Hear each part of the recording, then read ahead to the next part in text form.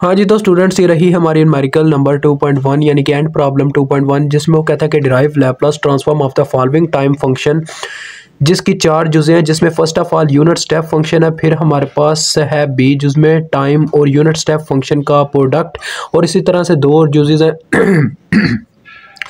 तो ए जूज़ मैंने स्टार्ट कर दिया है। तो देखें आपके सामने लैप्लास लिया गया यू ऑफ टी का। तो बच्चों आपको पता होना चाहिए लैप्लास का क्या फार्मूला होता है। लैप्लास ट्रांसफॉर्म असल में क्या करती है, हमारे टाइम डोमेन को क्या करती है, फंक्शन डोमेन में कन्वर्ट कर देती है। ठीक है जी, तो इसका फार्मूला होता है, देखें मैंने यू ऑफ टी का लैप्लास लिया हुआ है, तो which is equal to integral 0 to infinity. ठीक है, इसकी जो टाइम लिमिट्स होती हैं 0 टू इन्फिनिटी हम रखते हैं, और आगे फंक्शन हमने पुट करना होता है। तो फंक्शन था हमारा यूनिट स्टेप फंक्शन। ये देखें मैंने ये यहाँ पे 1 पुट किया हुआ है। ठीक है जी, 1 पुट करने की वजह आप सभी को पता होनी चाहिए, क्योंकि ये हमारा फंक्शन है you of T. U of T unit step function होता है जिसकी मैग्नीट्यूड हमेशा 1 रहती है, तो डेट्स वाई उसकी जगह 1 पुट हुआ है, और आगे बाकी सारा फार्मूला ई की पावर माइनस एस टी और डी टी। ठीक है जी, विच इज इक्वल टू, अब देखें जब 1 से ये मल्टीप्लाई हुआ तो ये एज इट एज आ गया। ठीक है, जब हमने फिर इसका इंटेग्रल लिया, अब आपको पता होना चाहिए एक्सपोनेंशियल का जब भी इंटेग्रल लेते हैं तो क्या होता है जी, इंटीग्रेशन में उसकी पावर के अंदर जो वेरिएबल जिसके अकॉर्डिंग इंटीग्रेशन हो रही है उसके साथ जो भी मल्टीप्लाई हो रहा होता है उसको बटे में डिवाइड कर दिया जाता है, तो वो उसकी इंटीग्रेशन होती है। अब देखें यहाँ पे इंटीग्रेशन हो रही है टाइम के लिहाज से, ये देखें डी टी है, तो डेट्स वाई टी के साथ जो भी नंबर है वो इसके बटे में आ जाएगा। तो वो देखें यहाँ पे हमने इसके बटे में लिख दिया माइनस एस। ठीक है, और आगे लिमिट्स आ गई क्योंकि इसकी लिमिट्स भी गिवन है 0 टू इन्फिनिटी। फिर हमने लिमिट्स पुट की, तो जहाँ पे टाइम होगा वहाँ पे लिमिट्स पुट हो जाएगी। अब देखें यहाँ पे एक कांस्टेंट टर्म है 1 आवर माइनस एस, जिसको हम अलहदा भी कर ले तो उससे फर्क नहीं पड़ता क्योंकि उसमें कोई लिमिट पुट नहीं होनी। तो लिहाजा मैंने -1 आवर एस को अलहदा कर लिया, क्योंकि 1 आवर माइनस एस लिखना इतना अच्छा नहीं लगता, क्योंकि माइनस ने बच्चे ऊपर ही ट्रांसफर हो जाना। तो ये हो गया -1 आवर एस इंटू आगे लिमिट्स पुट कर दी गई है, upper limit minus lower limit. तो देखो जब मैंने अपर लिमिट पुट की इन्फिनिटी टी की जगह, तो ये इन्फिनिटी एस के साथ मल्टीप्लाई होकर इसको भी इन्फिनिटी कर दिया, तो ई की पावर इन्फिनिटी बन गया। और माइनस लोअर लिमिट जब पुट की तो 0 पुट हुआ उसकी जगह, तो टी की जगह जब 0 पुट हुआ तो एस के साथ 0 मल्टीप्लाई होने की वजह से ये भी 0 हो गया, तो ई की पावर 0 आ गई। ठीक है, तो ये कुछ इस तरह से मेरे पास आ गया। अब आपको पता है कि ई की पावर इन्फिनिटी है तो ये 0 के इक्वल होगा, जबकि ई की पावर 0 है तो ये 1 के इक्वल होगा, क्योंकि किसी भी टर्म की अगर पावर इन्फिनिटी हो तो वो 0 हो जाता है, अगर किसी भी टर्म की पावर 0 हो तो वो 1 के इक्वल हो जाता है। तो लिहाजा ये आ गया 0 -1, यानी कि यहाँ से भी -1 निकल रहा था, -1 से ज़रब होकर इसको +1 कर देता और ये आंसर आ गया 1 ओवर एस। ठीक है जी, इस तरह से एज उसको किया गया है। वीडियो को डिलीट करने की एक वजह थी क्योंकि ये ब्लर हो रही थी, डेट्स पर मुझे डिलीट करना पड़ा। अब सेकंड टर्म बनाई है, तो बी जूस में देखें यहाँ पे T into you of T दिया गया है, तो अब इसमें क्या फ़र्क आएगा, देखें यूनिट स्टेप फंक्शन की बच्चों वही मैग्नीट्यूड होगी। ठीक है 1, लेकिन टाइम अब यहाँ पे वेरिएबल के तौर पे वर्क करेगा। तो चलिए आए बी जूस स्टार्ट करते हैं। Laplace of T into you of T. ठीक है बच्चों,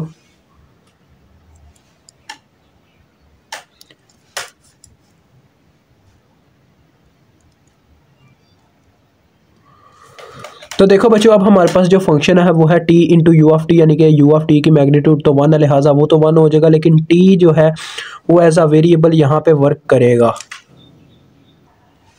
तो देखो ये आ गया इज इक्वल टू, अभी भी आ रहा था मसला, शायद ये मेरे ख्याल में शीट का मसला है, चले वो हो गया हल। अब देखें हमारे पास वही बच्चों 0 टू इन्फिनिटी लिमिट्स आ गई। ठीक है, इंटू अब फंक्शन पुट करेंगे, फंक्शन है T into you of T, यानी कि टी इंटू 1, यानी कि टी रह जाएगा सिर्फ, ये फंक्शन आ गया, आगे वही सारा फार्मूला ई की power minus S T D T. ठीक है बच्चों, अब यहाँ पे असल ये चीज़ आ गई है कि यहाँ पे हमारे पास इंटीग्रेशन बाय पार्ट्स हल होनी है। असल ये यहाँ पे मसला होता है जो बच्चे अक्सर नहीं समझ पाते। इंटीग्रेशन बाय पार्ट्स में मैंने बच्चों आप सभी को बताया था, हम क्या करते हैं, एक फंक्शन को फर्स्ट फंक्शन रख लेते हैं, दूसरे को यानी कि दूसरा एक ऐसा लेते हैं जो डिक्रीज ना हो सकता हो। अब टी को मैं फर्स्ट फंक्शन लूँगा ताकि इसका डेरिवेटिव फार्मूले में आ जाए और ये डिक्रीज हो जाए। ये डिक्रीज हो ही नहीं सकता क्योंकि एक्सपोनेंशियल अपनी एक फॉर्म से दूसरी फॉर्म में शिफ्ट होता रहता है, ये डिक्रीज नहीं होता। दैट्स वाई मैंने क्या किया, टी को फर्स्ट फंक्शन रख लिया और ई को सेकेंड फंक्शन रख लिया। इससे क्या फ़ायदा होगा देखिएगा ज़रा, इससे ये मुझे बेनिफिट होगा। फर्स्ट ऑफ ऑल पहले आएगा first function as it is और दूसरे फंक्शन की इंटीग्रेशन। दूसरे फंक्शन की इंटीग्रेशन क्या होगी, ई की पावर माइनस एस टी का आगे भी मैंने इंटीग्रल लेके दिखाया आपको क्या आता है, ई की पावर माइनस एस टी और साथ में बटे में आ जाता होता है माइनस एस, यही आया था ना, यानी कि जो इसकी पावर में इसके साथ मल्टीप्लाई हो रहा है वो बटे में आ जाता है और साथ में लिमिट्स आ जाएंगी 0 टू इन्फिनिटी। ठीक है, नेक्स्ट बच्चों जो होंगे ना साइन ओमेगा टी और कॉस ओमेगा टी, इनको हम रफ वर्क में सॉल्व करके डायरेक्ट पुट किया करेंगे, ठीक है, क्योंकि यहाँ पे हम इतना नहीं कर सकते। आगे माइनस, फिर आगे आता है बच्चों इंटीग्रेशन, ठीक है, 0 टू इन्फिनिटी, और फिर से इसकी इंटीग्रेशन पुट करनी होती है। इसकी इंटीग्रेशन हमारे पास क्या है बच्चों, e की पावर माइनस एस टी, ठीक है, यानी कि यही हमने यहाँ पे दोबारा पुट करना है। यानी कि ये कहता है, ये इसका फार्मूला देखो, first function as it is, फिर सेकंड फंक्शन की इंटीग्रेशन माइनस इंटेग्रल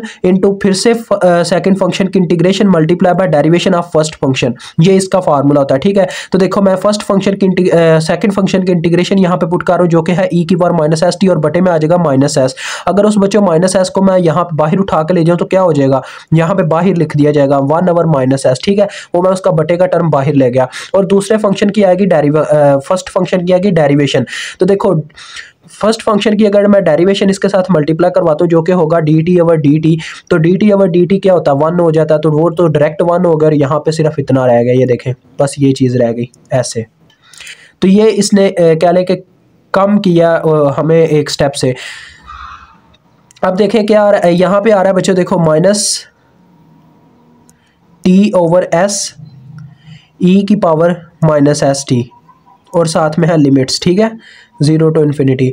अब नेक्स्ट देखें तो ये माइनस और ये माइनस प्लस हो चुका होगा, क्योंकि 1 ओवर देखें माइनस एस है, तो ये माइनस माइनस प्लस हो चुका होगा, प्लस 1 ओवर एस रह गया होगा, ठीक है। और इनटू इंटीग्रेशन फिर से e की पावर माइनस एस टी की इंटीग्रेशन है, तो इसकी इंटीग्रेशन हमने देखी ही है क्या होती है, e की पावर माइनस एस टी, और बटे में ये आ जाता नंबर जो t के साथ मल्टीप्लाई हो रहा होता है, तो ये आ गया माइनस एस। फिर से अब साथ में लिमिट्स आ गए, क्योंकि पूरा क्वेश्चन कह लें तकरीबन लिमिट्स पे ही टिका हुआ है। अब लिमिट्स को ही हमने सॉल्व करना है, हमारा काम डन हो जाना है। अब यहाँ पे बच्चों एल हॉपिटल्स रूल इस्तेमाल होता है, आपने कहना है यहाँ पे अकॉर्डिंग टू एल हॉपिटल्स रूल, ठीक है, ये आपके क्वेश्चन का हिस्सा है। जो बच्चे यहाँ पे कुछ कह लेंगे दिखाना भी चाहते हैं, एग्जैक्ट आंसर तो यही बनता है। अब कुछ लोगों ने नहीं इस तरह से किया होता, अकॉर्डिंग टू एल हॉपिटल्स रूल। मैं आपको बताता हूँ ये इस्तेमाल क्यों हो रहा है, यहाँ पे इसके फार्मूले में इस्तेमाल होने की कोई ख़ास वजह भी तो होती है ना। एल हॉपिटल्स रूल, अब बच्चों ये फंक्शन ज़रा गौर से देखिएगा, ये जो हमारे पास फंक्शन आ रहा है, ठीक है,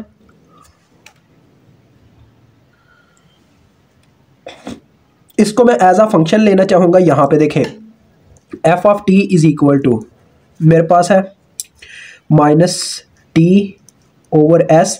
अब बच्चों देखो आपके सामने इसकी पावर अगर माइनस में है तो इसको मैं नीचे ले जाऊँ तो इसकी पावर प्लस में हो जाएगी ना, तो ये इस तरह से आ सकता है, देखें ई की पावर एस टी आ सकता है ना।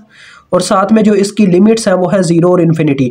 आप इन्फिनिटी को सिर्फ रखो, क्योंकि 0 एक स्टार्टिंग लिमिट है, उससे कोई फर्क नहीं पड़ता, आपने लास्ट वाली लिमिट बतानी है, यानी कि इसकी लास्ट लिमिट क्या है। अब यहाँ पे टाइम अप्रोचेस टू इन्फिनिटी है, ठीक है। अब यहाँ पे देखो जब टाइम की जगह इन्फिनिटी पुट किया जाएगा ऊपर और नीचे, तो क्या आ जाएगा इन्फिनिटी ओवर इन्फिनिटी। और यही एल हॉपिटल्स रूल कहता है कि जब कभी ऐसा हो कि 0 ओवर 0 या इन्फिनिटी ओवर इन्फिनिटी बन रहा हो, तो आप उसको 0 के इक्वल कह सकते हैं, क्योंकि ये एक पूरा प्रूफ है बच्चों। अगर कोई समझना चाहे तो हमारे चैनल की प्लेलिस्ट कॉम्प्लेक्स एनालिसिस में इसका आपको प्रूफ मिलेगा, ठीक है। तो ये फर्स्ट फंक्शन को आप इग्नोर कर सकते हैं, उसकी वजह मैंने बता दी है, क्योंकि ये बनता है इन्फिनिटी ओवर इन्फिनिटी। चेक करें यहाँ पे आ जाएगा t की जगह इन्फिनिटी, जब नीचे भी मैं इन्फिनिटी पुट करूंगा या 0 पुट करें, t की दो वैल्यूज है 0 टू इन्फिनिटी, ठीक है, कुछ भी पुट करो, इन्फिनिटी ओवर 0 या 0 ओवर इन्फिनिटी या इन्फिनिटी ओवर इन्फिनिटी 0 ओवर 0, वो ओवरऑल 0 ही आएगा, ठीक है। तो ये 0 के इक्वल इसको कंसिडर कर दिया जाता है, ठीक हो गया। तो ये आपका फंक्शन यहाँ पे 0 पुट हो गया, ठीक हो गया। अब नेक्स्ट स्टेप देखिएगा, यहाँ पे आ जाते हैं बीज उसका जो बाकी का हिस्सा है।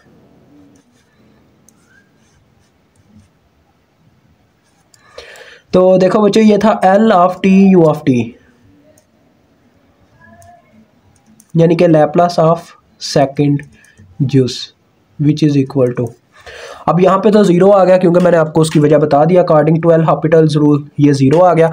और नेक्स्ट वाले में देखें क्या बन रहा है बच्चों, प्लस 1 ओवर, देखो ये एस एस से मल्टीप्लाई होने की वजह से एस स्केयर तो बन गया, लेकिन साथ में माइनस भी है, ठीक है, माइनस एस स्केयर। और ई की पावर माइनस एस टी में अब लिमिट्स पुट होंगी, upper limit minus lower limit.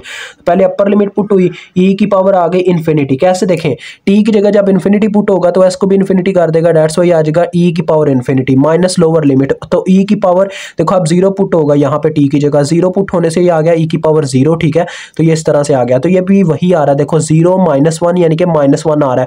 अब देखो जब -1 बाहर वाले वाले 1 से मल्टीप्लाई होगा -1 बनेगा, माइनस माइनस से काट के, यानी कि ऊपर भी माइनस है नीचे भी माइनस है, माइनस माइनस से कटेगा 1/s², इसका आंसर आ जाएगा। तो ये इस तरह से आपका ये भी सॉल्व हो जाएगा। ठीक है, तो मुझे उम्मीद आपको इसकी काफ़ी हद तक समझ आ गई होगी।